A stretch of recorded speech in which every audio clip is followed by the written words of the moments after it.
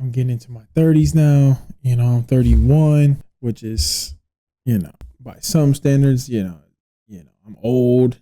Other standards is like you're still pretty young, but I'm definitely like old enough that like everything feels like it has a little more meaning to it. Like there's not like it has a pressure necessarily. Not like it's like, oh my God, it has to happen now. But there's like a little more. I'm at the age where it's like a little more to it. There's a little more. The stakes are higher. That's how I would like to put. I think that's the best way to put it. The stakes are a lot higher now.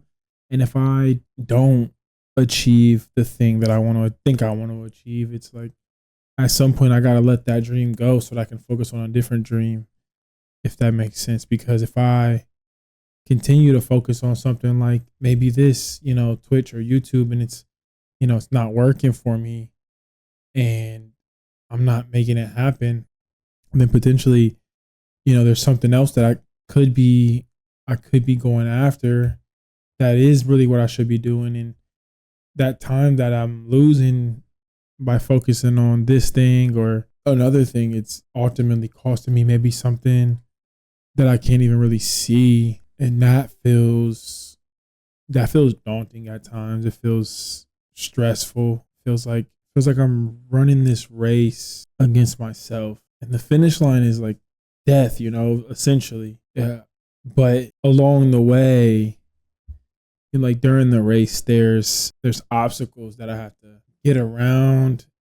And at some point I may hit an obstacle that is so, I don't know if the analogy works. I don't know if the analogy holds up, but it feels like you can hit an obstacle that's so big and not insurmountable, but it becomes so big that it's better to just like detour and like go around, which is going to add more time to your race. I don't know. This doesn't really hold up there though. It's like, it doesn't add more time to your race, but it maybe makes the race less enjoyable. I don't know. I don't know if that analogy holds up, but it's one of those things where it's like, you don't really know what you don't know.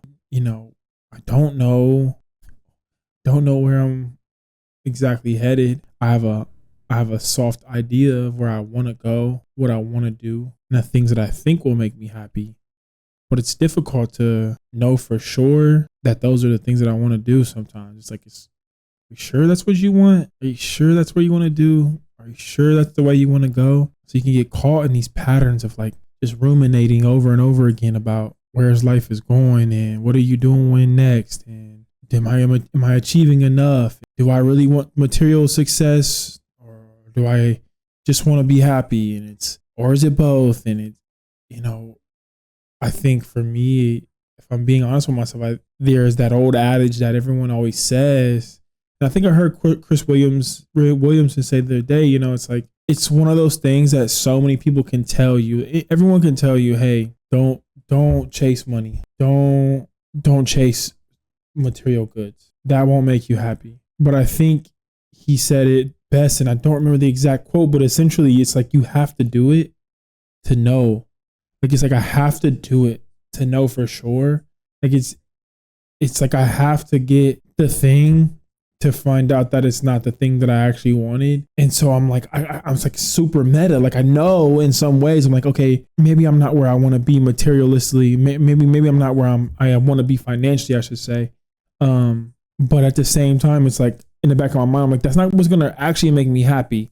But then there's times when you're like actually broke. You know what I mean? Like those times when like you genuinely can't pay like the smallest of bills, and like going to the grocery store is like, it's almost out of the question in some ways. Like you're just kind of scraping by, just like eating what you can find, almost things like, and I've been there, you know what I mean? Like, and I'm sure I've made some bad decisions along the way that kind of assist that. That's how it always is. It's never 100%. Like, oh, it's never 100%. The world's so bad and everything's so hard that you have no money and you can't pay what you need to pay. And at the end of the day, there's always like decisions you made that led to that, and that's just real. But at the same time, when you're in the moment, you're struggling. It's like, fuck, all you want to do is be better. All you want to do is make more. All you want to do is all you can think about is having your needs met.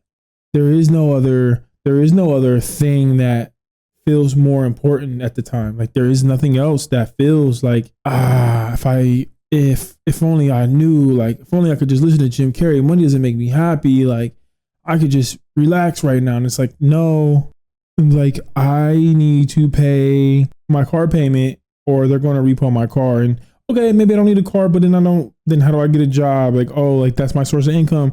Like, how do I get to and from? Like now I have to disappoint. Or like now I can get a different job that I can walk to, and then, oh, okay, fine, that's possible. But then what about, is that job gonna be sufficient enough? Is that the best job I can get for myself? Should I be working this job that's really low pay, or barely, now I'm barely making ends meet, even more so because now I have this job that I'm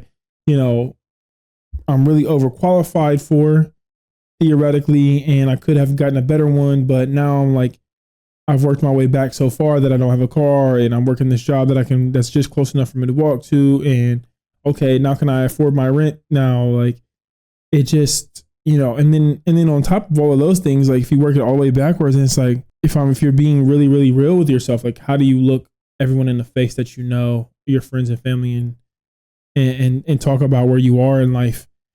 And that's the thing, bringing it back to where I started from. Like once you're 30, it's like it becomes difficult to go back that far and take it down to the ground roots, the ground level of like, okay, I'm working this remedial job at like a grocery store or something, and I don't have a car. I barely can, I don't have a lot of money. I can't to pay for things. It becomes this internal struggle where you may be able to tell yourself like, oh, money doesn't make me happy, and I've relinquished all of the luxuries in life to go back and start over from ground zero in some ways, and maybe rebuild from there.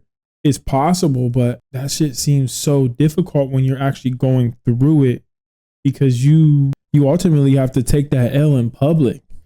And when you're in your 30s, it becomes a lot more difficult to take that L in public, because when you're 21, 22, 23, 24, even 25, I would say, and you're like, maybe you went to college, maybe you didn't, and you're just trying to figure it out. You know what I mean? People are like, hey, what are you doing? They're like, you're kind of asking about what you're doing, but there's little people make little jokes. Maybe they got little things to say about you, but at the end of the day, like you could kind of still work around that and like be that age and like, just kind of play with the idea of like, hey, I'm just kind of taking my time, or I'm just like, it's not working out for me right now, whatever it is. I'm kind of figuring it out. And I think, mid 20s, early 20s, obviously, early 20s, most definitely, it's people are more accepting of that. And it's like when you start to get late 20s, early 30s, yeah, some people are okay with that.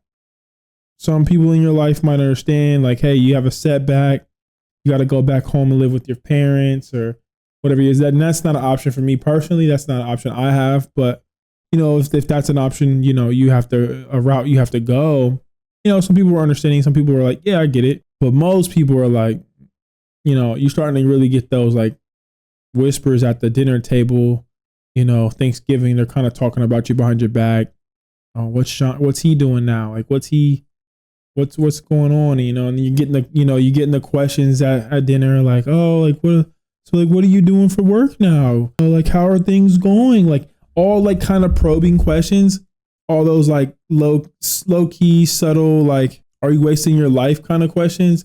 And it's difficult to navigate those at times. And, you could just be like, hey, f off, Karen. Like, I don't want to hear your mouth, and I don't want to hear and I don't really care what you think about me, but it's easier said than done. It's easy to think that until you're in the moment and you feel defeated and you feel like, damn, like these people think I'm a failure. People think, I'm not doing anything in my life. They think I have no goals, I have no ambition or whatever it is. And then when you're in that moment, it becomes a lot harder to navigate those feelings in than it is to just say, hey, I'm not gonna worry about what people think about me, until you're in that moment and you like have to actually face that. it's difficult. And I think it's particularly difficult the older you get. And I can only imagine, at 40, you probably have a similar feeling. Or maybe at 40, you figure it out. Maybe at 40, you just don't care anymore because you just realize that people don't care about you. You don't care about them. You don't care about what they think of you as much. Or, I think I heard the other day someone said, when you're in your 20s, you're worried about what everyone else thinks. But when you're in your 30s, you tell yourself that you don't care what anyone else thinks. But when you're in your 40s, you figure out that no one ever was thinking about you anyways. They were just thinking about themselves. And so that's an interesting insight. I don't know how much that actually applies here, but I think there's at least some virtue, some wisdom in that. And that hopefully, little sayings like that help me, sometimes try and get to the other side. But I was telling my roommate earlier that, yes, I do have, that's another interesting one too. At 30, I have a roommate, but it's for good reason. I think we're a house that's all kind of building towards being better and doing better for ourselves. So she and I were talking and I was telling her, when I was 17, I thought by 30 I would be a millionaire. And she kind of laughed, but I was like, no, I'm so serious. But, she's like, that's crazy. And it's like, yeah, I think she's right. I think that is a little crazy. I think putting that amount of pressure on yourself is a lot. And yeah, there is some 17-year-olds or 30-year-olds, I would say that are millionaires. And there's plenty of them, I'm sure. There's also probably the average 30-year-old that's in a similar boat as me that's have no idea what they're doing next. And so I was telling her, when I was 17, it seemed like 30 was so far away. And then now it's like 30's here. And it feels like, man, I just feel like 17 wasn't that long ago. Like it feels like almost like I could just like reach back and like touch it. Like it's almost like I can hear the right song and I can be teleported back to a time when I was 17. It was like life was so much different. The thoughts and the feelings were so much different in some ways, but also like I don't feel that much different. The gap between then and now feels so small, honestly.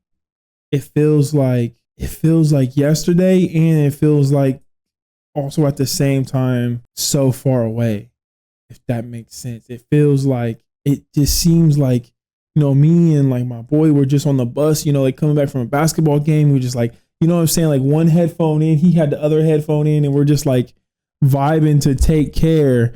You know what I mean? Like it was like real talk. Like that just like was not that long ago. Take a shot for me. You know what I mean? It just feels so, it all feels so like vivid, and like even just like thinking about it, like I got goosebumps, kind of reminiscing about it. And like those were just like such valuable, sweet times in my life. And it has to pass for everybody, and 17 only comes once. And those moments are short lived, and you don't realize in the moment how special they actually are. And I think that's one of those things that I try to do. Anytime I talk to someone that's younger than me, I'm always just trying to instill that in them. And I wish they could just like understand, like, like if only you knew, like just, and I'm telling this to a 17-year-old or 18-year-old or 19-year-old or 20-year-old, 21. Like, I wish I could like instill that in you.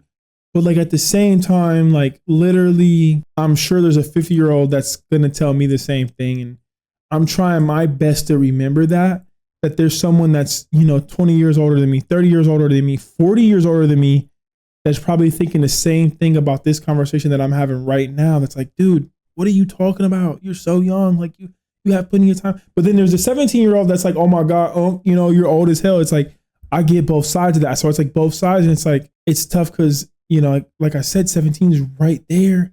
It seems like it was just right there. But then it's like, now I'm here and I'm in this moment, and there's no one that comes and like taps you on the shoulder and says, hey, you're an adult now. And that just never happens. Like no one does that. You just like, one day you're 30 and one day you're grown. Like, but yeah, it's definitely one of those things that it just really creeps up on you, it comes fast. And I could think of a lot of different cliches here, time flies, and it really does, man. It really does. It goes by fast. And now the years seem even faster. There's like they're almost starting to speed up. When I was, you know, it seems like, my 30th birthday, me and my now wife celebrated it. We went to my hometown. Well, not my hometown, but my home state of Ohio. We went to Cincinnati, Ohio, and went to a baseball game and went out. Nice dinner, nice date. Really fun, just fun, good day. And it was a good way to kind of break into my 30s. And it was kind of me starting to like experience things in a different way and get a little taste of like the way I want to live my life in some ways. Like I want to be able to have the expendable income to do those kinds of things more often. At the time, I was very much on my way there. Now it feels like, I took a step back a little bit. And so I'm mourning that a bit, I think, too, which is what I think also is making the whole idea of being 30 now makes it a little more heavy, is because I felt like I was so close to breaking through and like, okay, I'm going to be like successful at 35. And I still have obviously a real shot at being what I would consider successful. Maybe not what other people are thinking of as like a millionaire, billionaire. Maybe that's not what I have envisioned, but there's a certain amount of money that I envision for myself. And once I get there, who knows, I'll probably move the goalpost because that's what humans do. But there's a certain amount of money that I can look into the future and be like, okay, if I can get this number, and I feel like that's enough for me to have, safety, security, leisure, the things I really want out of life, and feel good about it and feel safe for my wife too, like being able to fall back and rely on me. That's an interesting one, man. I just have been thinking a lot about this today at work and kind of wanted to get some of it off my chest. I think I want to try and do more of this stuff. I think having these kind of conversations, even if it's with myself in some ways, like thinking these thoughts and having them out loud and trying to articulate the feelings that I'm having is helpful. And in doing so, I hope that it will be helpful to someone else that's in a similar journey. Because I selfishly, because that's honest, I selfishly want these videos to do well, and selfishly I want to raise my income from these videos. Let's just be honest about that. But if you can be selfish while also being selfless, I think it's a win-win for both people. I want to stay pure with it as much as I can. Like I want to keep these talks pure and these thoughts in my head. They're almost not completely unfiltered, but as much as one can, have an unfiltered conversation with the internet. I'm going to try and do my best. I will.